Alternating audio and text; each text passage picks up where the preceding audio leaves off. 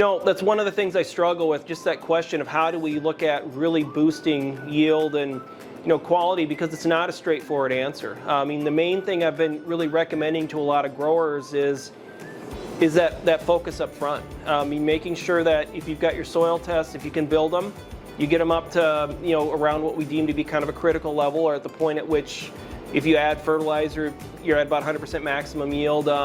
It's probably the best thing you can do for P and K more than anything else. I know a lot of growers, interestingly enough, have been looking at more direct applications of potash, because we know that soybeans remove more potassium than corn if you look at what's actually exported in the grain. However, it's interesting to me, you look at quality, you look at yield, that if you overdo, particularly potash, I've seen actually yield depressions for that. So you have to be careful with that. And also, you look at protein and oil, the excessive K will actually decrease protein, increase oil.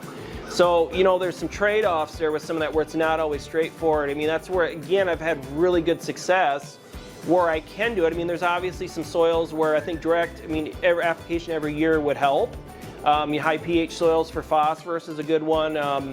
For potassium, I kind of looked at some of the sandier low K soils, but I don't always see a response, ahead of the beans. So it's, really the main thing is just trying to set yourself up well, get your foundational fertility program well, and then generally you're going to worry then hopefully about other things I think that are probably going to be more yield affected.